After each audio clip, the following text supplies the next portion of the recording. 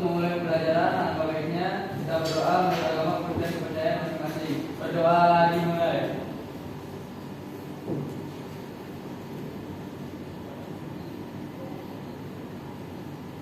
Berdoa selesai. Gimana kabarnya hari ini? Baik. Alhamdulillah baik ya. Nah, jika ada sampah di kolong ataupun di bawah bangku silakan diambil, dibuang.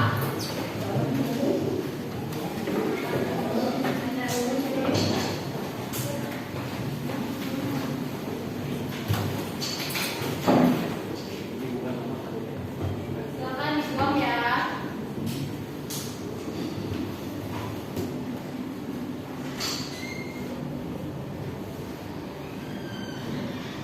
Masih ada sampah lagi nggak? Tidak ada. Selanjutnya ibu presensi terlebih dahulu ya. Audina Arvitasari, Bekti Ramadhani, Mari Bu. Bianca Valeria, Farel Desafir, Felisa Malika, Firza Bajamal, Gazira Listiana, Indira Afdinta, Kayla Filza, Komang Ayuntri, Lailatul Fitria, Luna Kalista, Muhammad Abizar, Muhammad Aditya, Muhammad Araya Putra, Nadia Syarifina, Naila Kaisa, Najwa Nur Aulia, Winsya Akilana Yuska, Raisya, Tengku Muhammad Diwasya, Fabian Mutia, Winona Paramita, Zaid Fatir. Nah, baik pada hadir semua. Selanjutnya kita sebelum memulai pembelajaran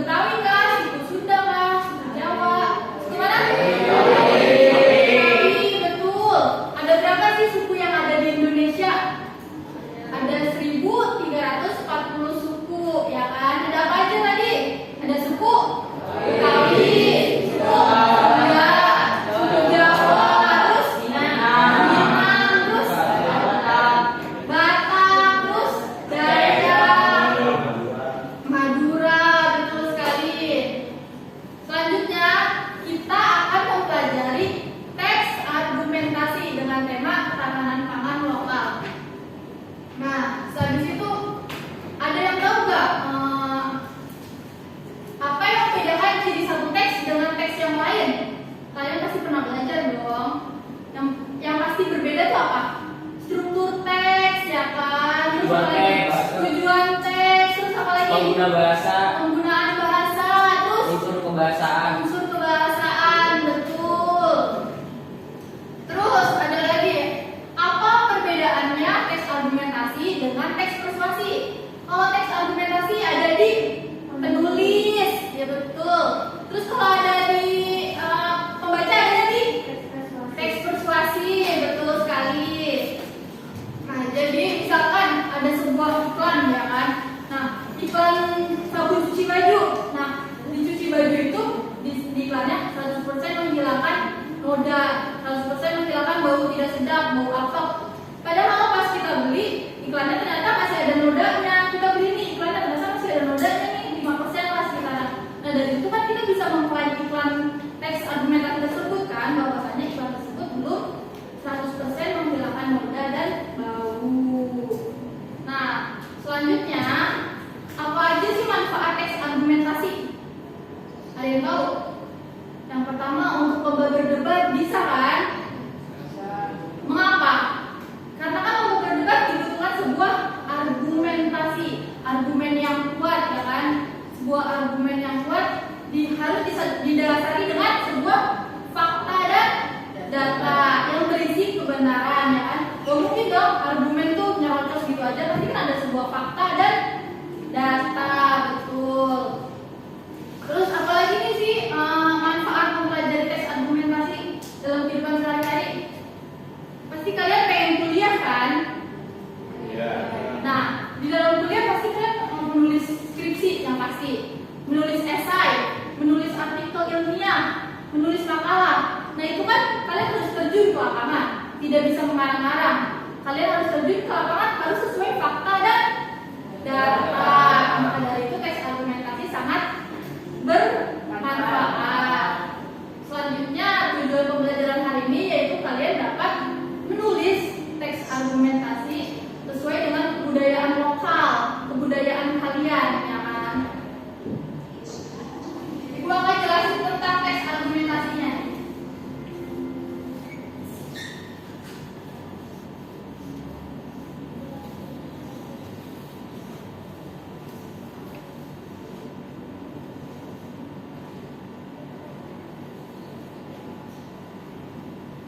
Apa itu teks argumentasi? Teks yang berisi sebuah penjelasan mengenai suatu pendapat yang disertai fakta dan data, ya kan? Adapun ciri-ciri teks argumentasi berisi bukti dan kebenaran, memiliki argumentasi yang kuat, menggunakan bahasa denotatif atau lugas. Ada yang tahu nggak perbedaan denotatif dan konotatif? Ada yang tahu? Kalau denotatif apa? Ya. Untuk bahasa yang ada itu bahasa yang kalimat sebenarnya. Kalimat sebenarnya, betul. Kalau konotatif? Kalimat kiasan, ya kan? Contoh denotatif kayak gimana? Ada yang bisa kasih contoh? Silakan, bisa.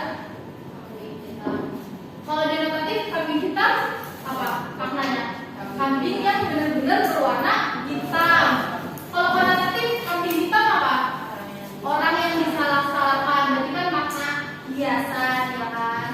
Selanjutnya, analisis rasional atau berdasarkan fakta. Tadi kan udah ibu sebutkan kan, berdasarkan fakta. Terus menghindari subjektivitas dan emosional. Apa perbedaan subjektivitas dan objektivitas? Ada yang tahu? Apa? Kalau subjektivitas berarti sesuai pandangan, ya kan? Kalau objektivitas sesuai kenyataan. Contohnya, menurut ibu Ngobang cantik, menurut Firza Ngobang cantik banget, menurut Farel oh cantik aja, ya kan? Nah, itu kan menurut pandangan masing-masing kan. Faktanya atau objektivitasnya, Ngobang merupakan murid SMAN 36. Itu fakta atau pendapat? Fakta. Berarti maksudnya ke objektivitas atau subjektivitas? Subjektivitas, betul. Sampai sini masih ada yang belum dipaham atau sudah paham? Sudah paham?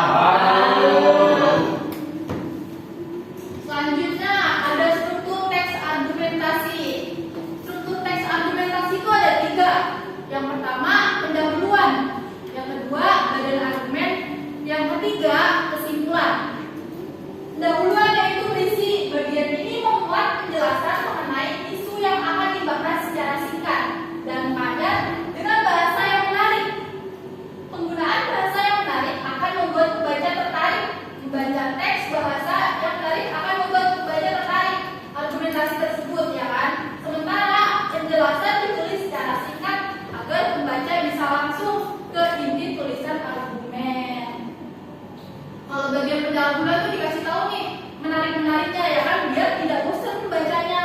Langsung lah lanjut ke inti atau ke badan argumen. Selanjutnya yang kedua, badan argumen. Badan argumen itu berisi apa? Pada bagian ini berisikan data dan fakta sesuai penelitian yang telah dilakukan maupun berdasarkan data valid yang sudah didapatkan. Bagian fakta dan data ini bisa dituliskan dengan lebih tertata agar mudah dipahami dan oleh para pembaca, ya kan? Data yang ada bisa disampaikan secara runut dan dilengkapi dengan argumen yang kuat. Maka dari itu badan argumen itu berisi apa? Sebuah fakta dan data, ya kan? Selanjutnya yang ketiga ada kesimpulan. Struktur teks yang terakhir adalah kesimpulan atau ringkasan dari teks argumentasi tersebut. Tujuan dari adanya bagian ini adalah untuk memberitahu kepada pembaca bahwa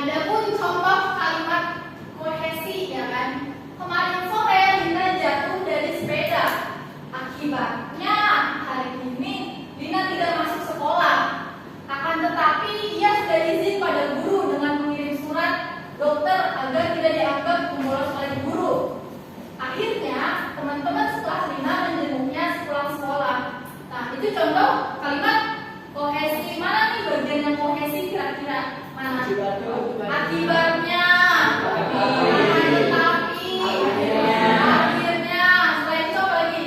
Karena, ya kan?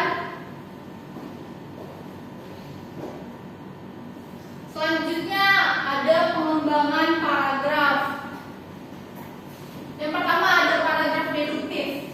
Paragraf deduktif adalah jenis paragraf yang bermula dengan penjabaran tentang hal-hal umum, kemudian menjurus ke hal-hal khusus, ya kan? Pada paragraf deduktif, letak kalimat utama berada di awal paragraf. Ingat, ada di awal paragraf kalau deduktif. Ciri-ciri paragraf deduktif. Pertama, kalimat utama ide pokok ada di kalimat pertama di awal. Pola umum, khusus. Polanya umum itu ya awal. Umum itu awal, terus khususnya itu sebuah penjelas. Khusus. Terus yang ketiga, kalimat utama diperinci dengan kalimat penjelas. Kalau deduktif adanya di awal, betul.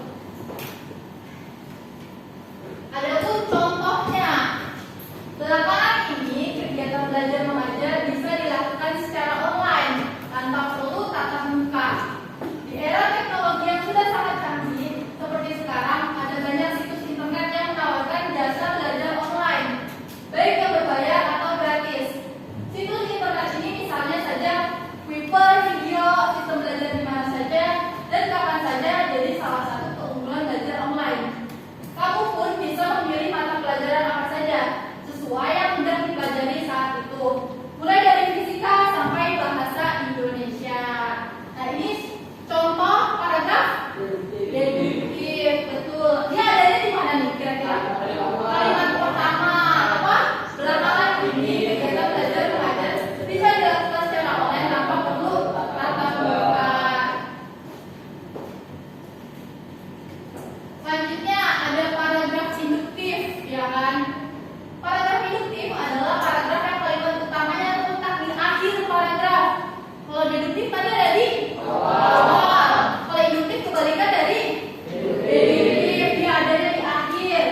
Jenis paragraf induktif diawali dengan kalimat-kalimat penjelas berupa fakta, contoh, rincian, atau bukti yang kemudian disimpulkan pada kalimat akhir paragraf.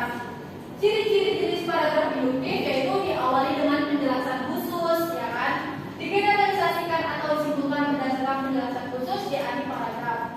Kalimat utama terletak di akhir paragraf.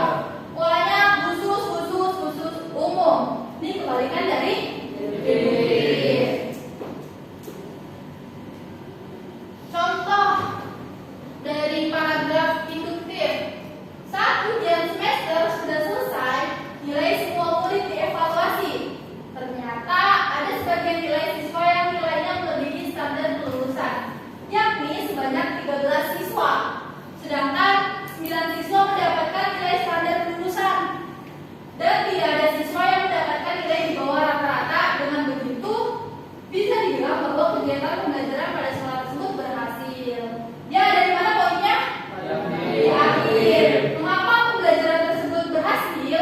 Karena siswanya pada melebihi standar kan kelulusan kan. Terus ada sebanyak 13 siswa, sedangkan yang nilainya standar ada 9 siswa, yang di bawah standar tidak ada, ya kan? Makanya dari itu sekolah tersebut pembelajarannya berhasil karena memenuhi target pencapaian. Selanjutnya ada paragraf perbandingan. Tepung jagung, pati jagung, atau maizena adalah pati yang didapatkan dari endosperma, biji jagung. Tepung jagung merupakan bahan makanan populer yang biasa digunakan sebagai pengentalan sup atau saus dan digunakan untuk membuat sirup jagung atau manis lainnya. Sedangkan gandum adalah yang kaya akan karbohidrat. Gandum biasanya digunakan untuk memproduksi tepung terigu, pakan ternak, atau difermentasi untuk menghasilkan alkohol seperti jenis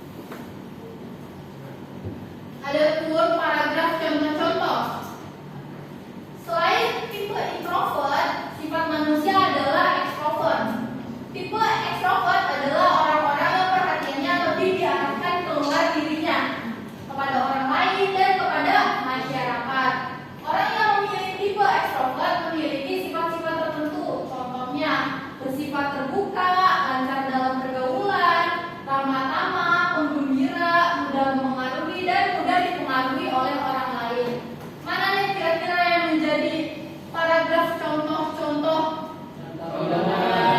Kata contohnya ya kan, itu lagi ngebahas tentang ekstrovert. Nah dikasihlah contoh-contohnya orang ekstrovert kayak gimana. Di sini ada yang ekstrovert banyak ya. Ekstrovert yang ngomong kayak gitu biasanya yang ekstrovert sih. Kalau introvert diem aja. Selanjutnya ada pun paragraf definisi. Apakah psikologi itu? RS Woodward berpendapat psikologi ialah ilmu jiwa. Sedangkan menurut Crow and Crow, psikologi adalah kejiwaan manusia dalam berinteraksi dengan dunia sekitarnya. Sementara itu, Santian mengungkapkan bahwa psikologi merupakan perwujudan tingkah laku manusia. Mana nih kira-kira yang menjadi paragraf definisi? Mana?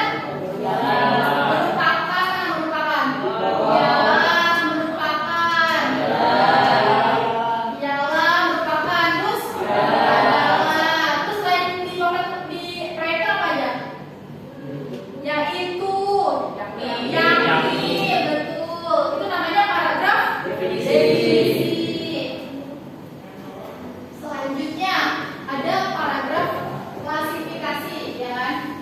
Pengembangan paragraf melalui pengelompokan berdasarkan ciri tertentu.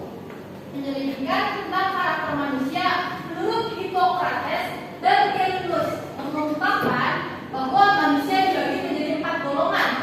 4 golongan tersebut adalah sanguinis yang sifatnya meriah, gembira, sering berubah-ubah. Kemudian ada koleris yang sifatnya garang, hebat dan lekas marah. Ada nggak yang koleris di sini yang gampang marah? Sanguinis ada nggak?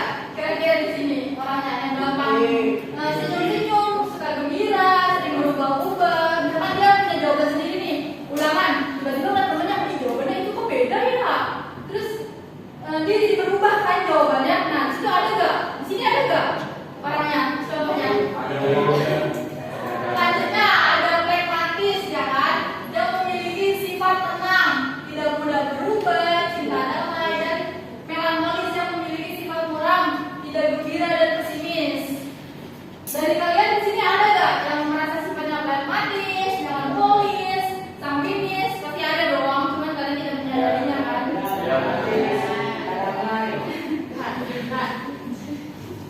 Ada pun langkah-langkah menyusun teks argumentasi. Yang pertama, menentukan topik atau tema yang akan dibahas. Yang pertama ditentuin dulu nih topiknya. Yang kedua, menentukan tujuan dari penulisan untuk meyakinkan atau mencari dukungan. Yang kedua, menentuin tujuan dulu nih. Yang ketiga, mengumpulkan berbagai data yang dijadikan sebagai bukti dalam penulisan. Yang ketiga itu mengumpulkan data, ya kan? Yang keempat, memilih jenis pola pengembangan untuk setiap paragraf dalam tulisan. Yang keempat, memilih jenis pola pengembangannya. Yang kelima, membuat kerangka paragraf. Isinya dari gagasan utama dan gagasan pendukung. Dan yang terakhir, melengkapi dan mengembangkan paragraf menjadi serangkaian yang utuh. Sampai sini ada yang ingin ditanyakan? Sudah mengerti? Sudah. Nah, selanjutnya Ibu ada sebuah video.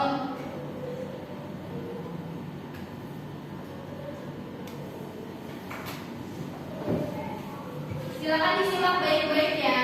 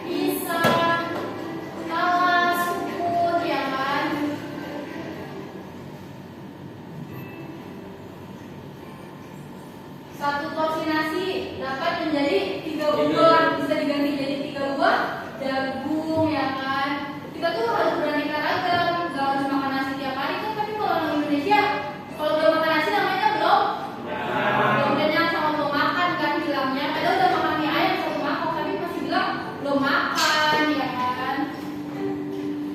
1 buah ubi jalar, 1 porsi sama dengan 1 buah ubi jalar ya kan. Tadi 1,5 singkong.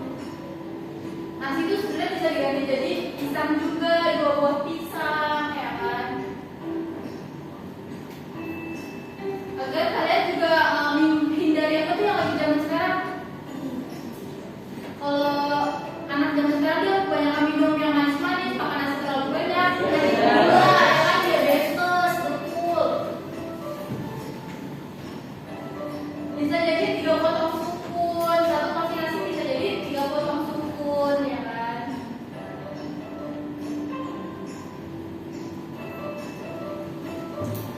Mengapa penting? Karena dapat memenuhi kebutuhan gizi keluarga, dapat meningkatkan ekonomi keluarga, dapat menyediakan bahan makanan yang bervariasi dan berkualitas.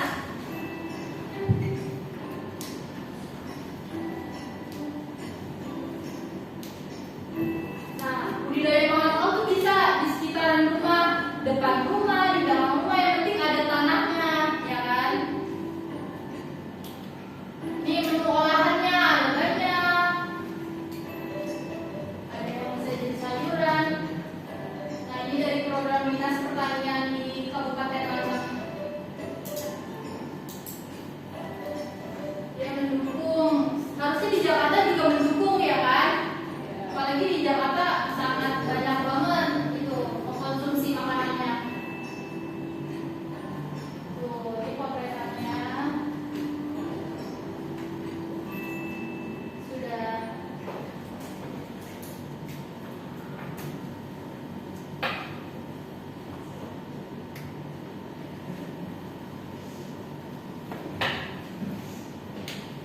Nah, selanjutnya tadi ada yang mau ngasih pendapat gak? Ibu dulu deh yang ngasih pendapat. Gimana nih terkait video tadi? Video tadi menjelaskan bahwasanya kita apa? Tidak harus makan nasi terus-menerus ya kan? Nasi bisa diganti menjadi 3 jagung. 3 buah jagung, terus Satu buah pisang. 1 buah 3 potong sukun, terus 1 talas. pisang, 1,5 singkong, ya kan? 1 3 buah potong ubi. Terus apa lagi? Terus silakan Kayan. Jadi yang saya ambil dari video itu pemanfaatan pangan lokal itu yang pertama itu ada memenuhi kebutuhan gizi keluarga, Iya, terus betul. meningkatkan ekonomi keluarga, memberikan kayak menyediakan bahan makanan yang bervariasi dan berkualitas. Selanjutnya yang terakhir itu dia kayak jadi nggak tergantungan terhadap suatu Nasi, ya makanan, kan? sehingga meningkatkan kualitas pangan itu. Meningkatkan kualitas pangan keluarga ya kan, jadi beraneka ragam keluarga kalian, makannya nggak terus-terusan makan nasi, bisa juga diganti jadi singkong, ubi, talas. Coba silakan Iwan, kayaknya sepertinya punya pendapat. Baik, menurut saya olahan pangan lokal juga sangatlah amat beragam yang dapat dijadikan sebagai cemilan hingga berbagai jenis makanan. Seperti contohnya getuk yang sangat populer di daerah Jawa, dan getuk ini berasal dari bahan singkong. Ya betul. Jadi banyak nih selain singkong direbus bisa juga dijadikan cemilan. Cemilannya contohnya getuk ya kan, kalau di daerah Jawa sering banget kan kalian dengan kata getuk, makanan getuk. Selain getuk apa lagi? Kelanting, tahu gak? Kelanting yang angka 8. Ya itu di Jawa ada kan namanya kelanting. Coba silakan ngomong apa? Kalau dari saya sih ya, budaya pangan lokal itu cukup mudah dilakukan, bisa dengan memanfaatkan bahan sekarang yang ada di sekitar kita. Udah. Nah dari situ kan kita bisa menanam apa? Pohon-pohon pisang, pohon jagung yang kan ada di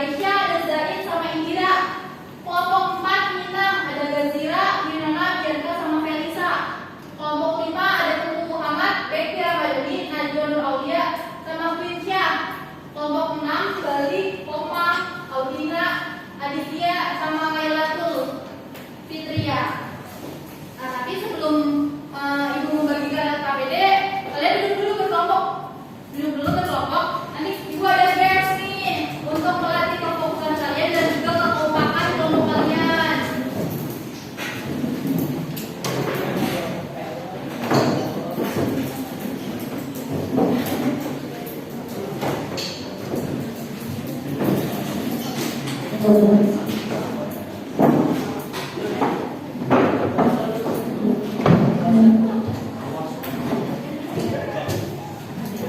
akan beri bintang ya jika ada yang bisa menjawab gamesnya.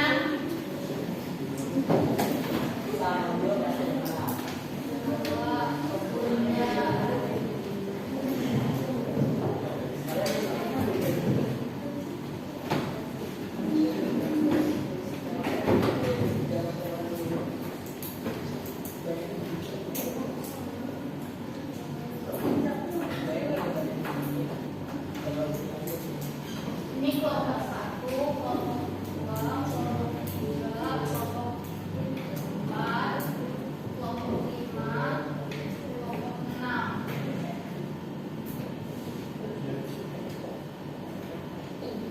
Sudah pada siap semua? Relax, relax.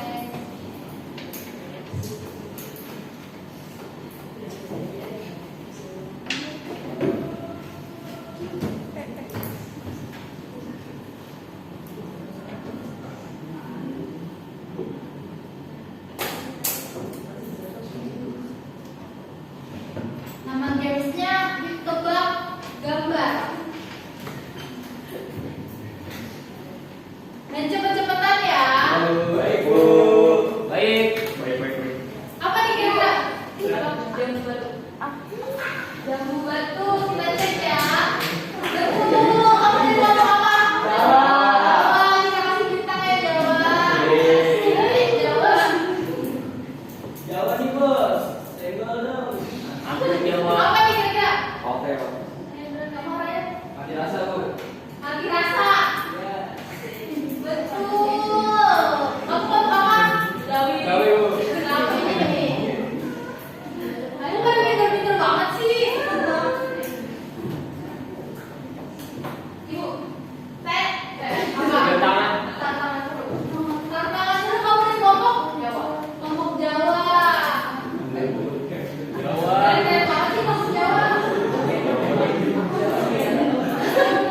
Apa nih? Ibu, kamu dulu. Potongan harga. Potongan harga dari kelompok? Enggak. Benar. Yeay. Bagus.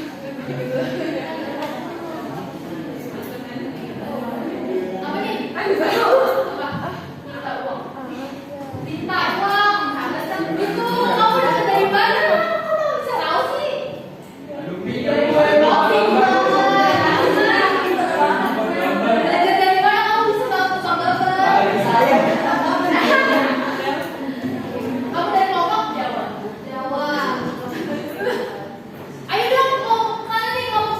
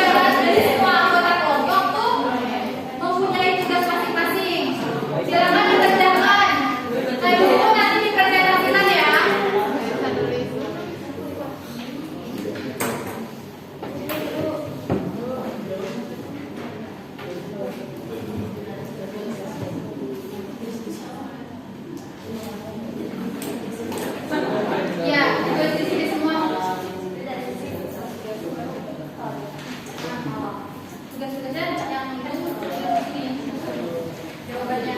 Nanti dipresentasiin ya. Yang maju satu kelompok 2 orang, 2 orang.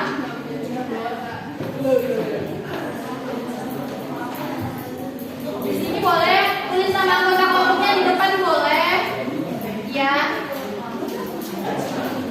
Ya, ditulis. Masing-masing di sini ketua kelompoknya siapa? Iwan. Kamu tulis nih job desk-nya si Najwa apa? Misalkan menjadi tentang fakta dan data terkait apa nih kamu? Lokalnya? Cari dulu cari Singkong. Nah, si Singkong itu dicari faktanya sama datanya sama si Najwa. Najwa cari apa aja sih kandungan yang ada dari Singkong, manfaat Singkong apa aja ya kan? Sebagai pengganti nasi dari situ. Nah, si Bekti misalkan menulis, kalau kamu mencari bahan olahannya ya kan? Seperti itu. Masing-masing semuanya bekerja ya. Apa nanya kamu nanya apa?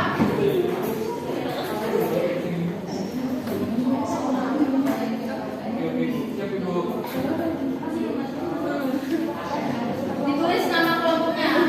Udah. Ya kelompok Betawi. Kelompok Betawi.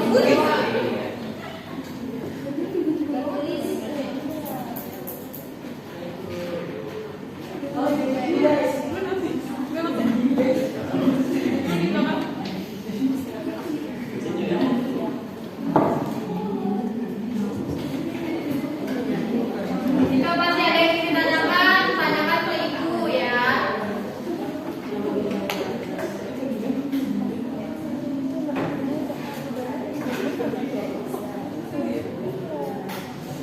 Waktu pengerjaannya 20 menit. Selanjutnya nanti kalian presentasikan.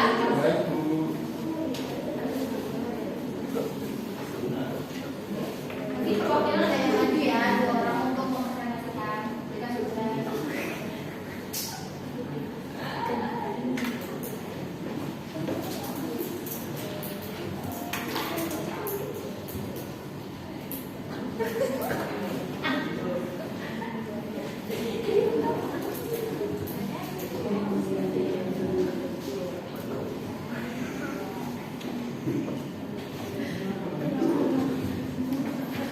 Ini nama kelompoknya nih.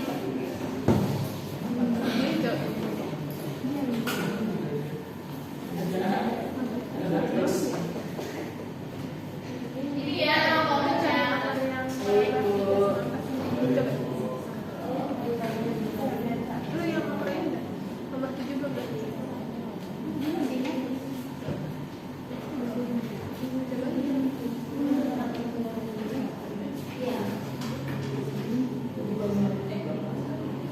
Yang suaranya besar nanti baju aja buat menjadi presentasi. Kalau misalkan capek gantian boleh tulisnya. Nanti kan kalian juga yang baca misalnya untuk presentasi.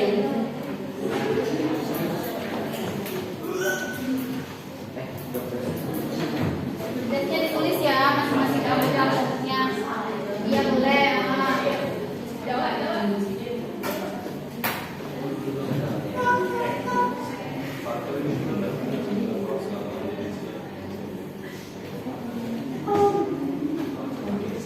Gimana? Ada yang kesulitan nggak? Aman. Ditulis saja jangan lupa job desk anggota kelompoknya. Ketua kelompoknya di sini siapa? Sasa. Ya apa Sasa? Nulis di mana? Di awal, di lembaran awal. Mana lembaran awal? Nah, ya itu lembaran awal ditulis nama kelompok anggotanya siapa aja. Nah, bagian job desknya apa? Misalkan Sasa ketua, ini mencari teks argumentasi tentang fakta dan data. Ya, boleh. Kamu tulis paragrafnya. Tuh.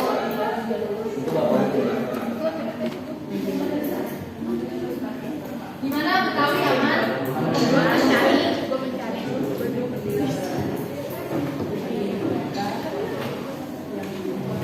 Harus sesuai fakta ya. Bisa dulu makanya kandungan dari bahan-bahannya apa.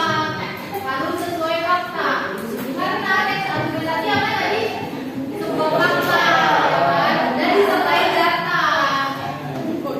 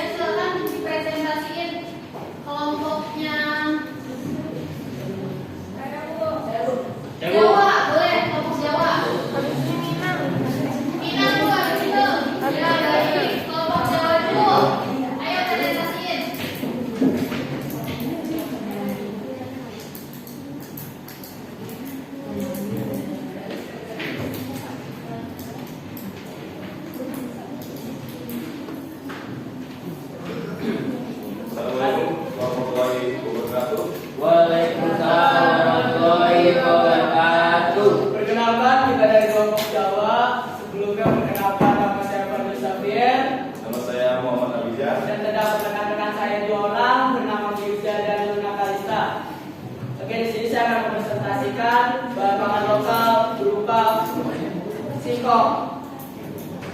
Singkong sebagai alternatif makanan pokok untuk ketahanan pangan dan kesehatan. Mengonsumsi makanan pokok berbahan dasar singkong memiliki banyak manfaat, gizi, kesehatan, dan ketahanan pangan. Singkong sebagai salah satu sumber karbohidrat utama telah menjadi bagian dari pola makan tradisional di berbagai daerah di Indonesia. Meskipun nasi putih mendominasi sebagai makanan pokok, singkong memiliki potensi besar untuk menjadi alternatif yang sehat dan lebih terjangkau dalam era modern ini, di mana perubahan iklim dan krisis pangan menjadi isu global. Diversifikasi di sumber pangan menjadi semakin penting. Singkong juga memiliki keunggulan dalam hal ketahanan terhadap kondisi lingkungan yang kurang ideal, seperti tanah yang kurang subur. Oleh karena itu, memperkenalkan kembali singkong sebagai makanan pokok adalah langkah strategis untuk menjaga ketahanan pangan dan kesehatan masyarakat. Langkah ini juga dapat membantu mengurangi ketergantungan pada beras dan mengoptimalkan sumber daya alam yang ada di Indonesia.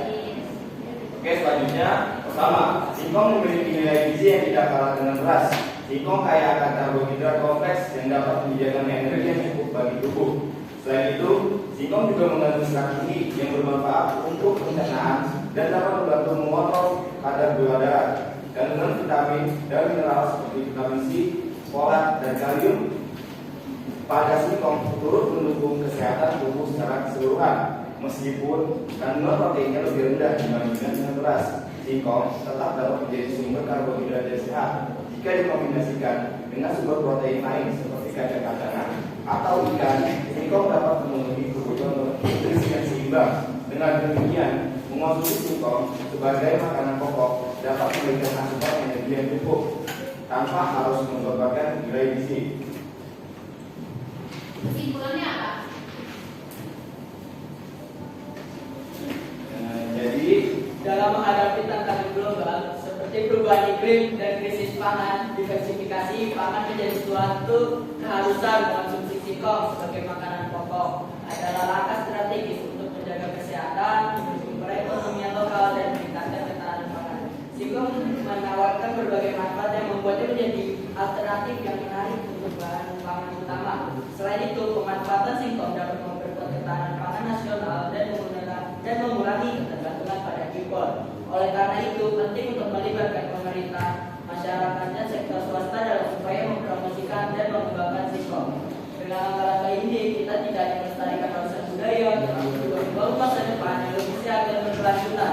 Kesadaran dan dukungan luas terhadap singkong akan memastikan keberhasilannya sebagai pilar ketahanan pangan di Indonesia.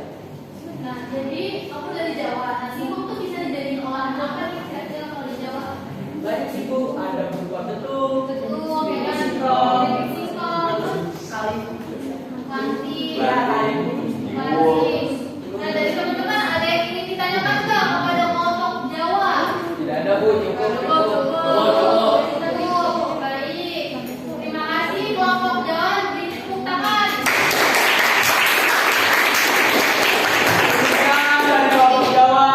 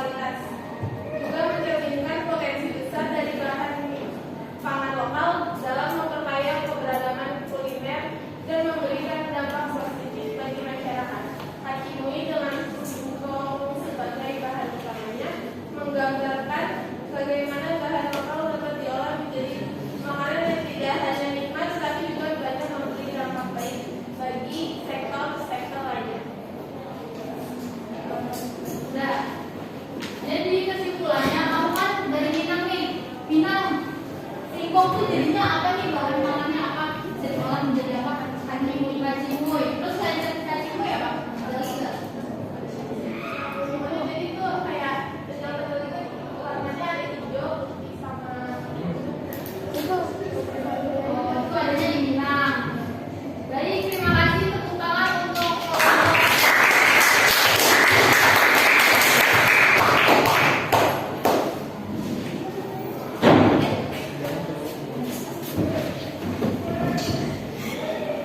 gimana tanggapan kalian terkait teman-teman kalian yang sudah presentasi? Udah bagus ya. Sebenarnya ada beberapa yang suaranya kurang terdengar ya kan. Tadi juga paragrafnya sudah ibu dengar, ternyata udah ada yang kohesif dan koheren ya kan. Terus juga udah ada contoh-contohnya, masing-masing mempunyai contoh-contoh. Nah itu kan udah masuk ke pengembangan paragraf ya kan. Ada kan tadi pengembangan paragraf terkait contoh-contoh, ya kan? Ya. Nah, selanjutnya apa yang kalian pelajari hari ini? Yaitu teks argumentasi. Teks argumentasi apa? Teks yang berisi pendapat. Teks yang berisi sebuah pendapat yang disertai fakta dan data. Untuk teks argumentasi ada apa? Apa?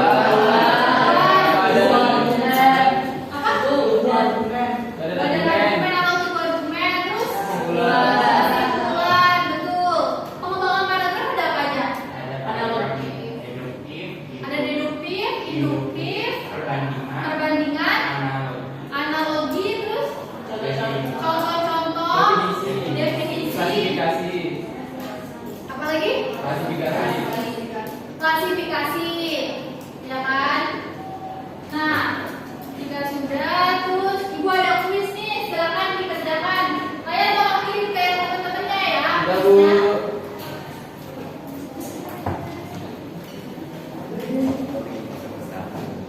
Kerjainnya madep depan. Ini tugas individu ya, tugas individu nggak boleh ada yang kerja sama. Ayo madep depan. Madep depan. Baik, Ibu.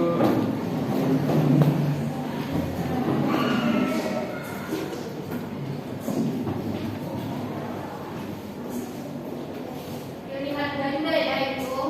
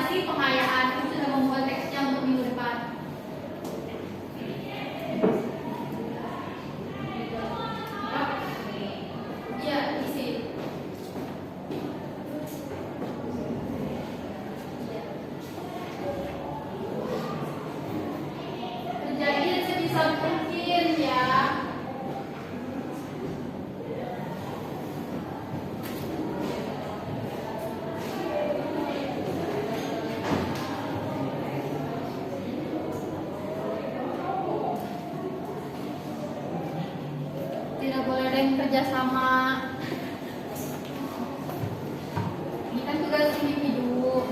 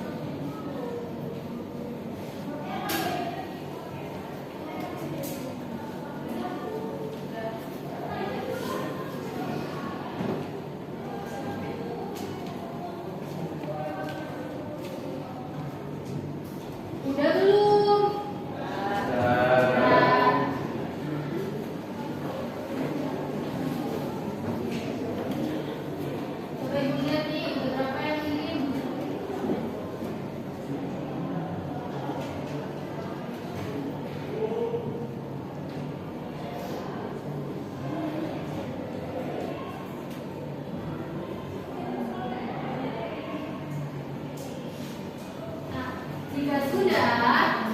Ya. Sudah. Nah, jika sudah, gimana pembelajaran hari ini? Seru. Ada yang kurang nggak? Tidak. Apa? Masih Bu. Waktu pengerjaan LKPD-nya terlalu cepat ya, kurang. Tapi secara keseluruhan Oke. udah bagus atau sudah bagus?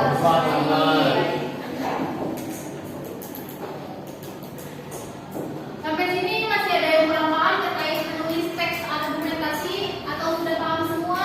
Paham semua. Benar. Coba diulang teks argumentasi apa? Berdasarkan data dan fakta. Baik, berarti udah pada paham semua ya kan? Iya. Terkait teks argumentasi. Baik, tadi kan ibu awalan ada SBK ketemu lagi. Coba kita coba lagi nih untuk penutupan sebelum mengakhiri pembelajaran hari ini, ya kan? Coba tepuk 1, tepuk 2, tepuk 3, tepuk 4. 3 kompak, ulang. Tepuk 4. Yang benar harus kompak, ulang ya. Tepuk 1, tepuk 2, tepuk 3. 3 kompak banget. Ulang. Tepuk 1, tepuk 2, tepuk 3. Ibu nggak akan ngajak kalian doang kalau masih ada yang nggak kompak ya. Iya. Ayo harus fokus, semuanya harus fokus. Baik, Bu. Tepuk 1, tepuk 2, tepuk 3. 3. Kalau 3 berarti nggak usah tepuk ya kan? Karena itu hanya bilang angkat benda, jangan ada kata tepuknya. Ayo kalian mau pulang nggak?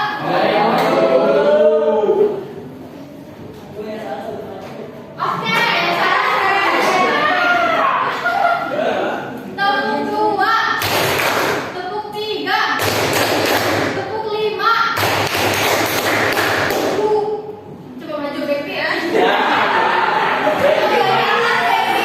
Apa nih kita semua nyanyi atau?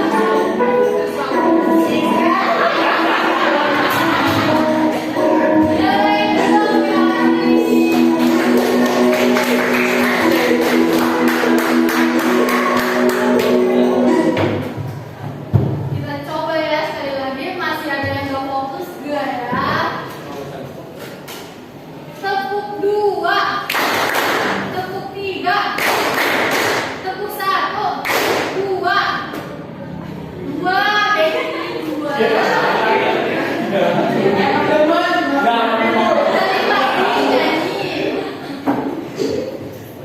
tiga. Tepuk tiga. Dua.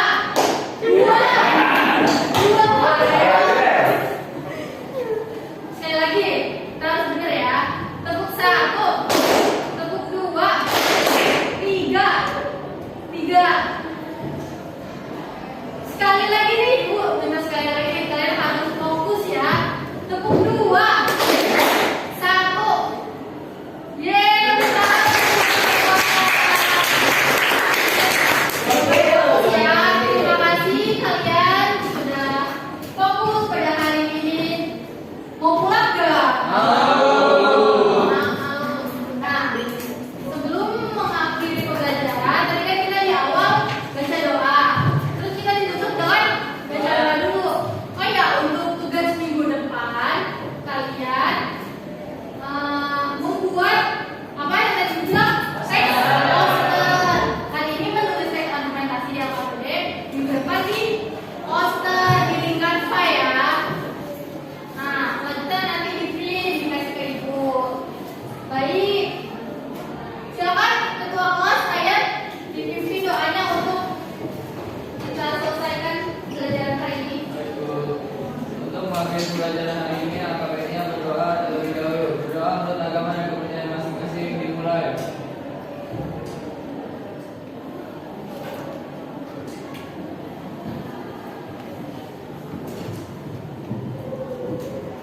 Berdoa selesai. Memberi salam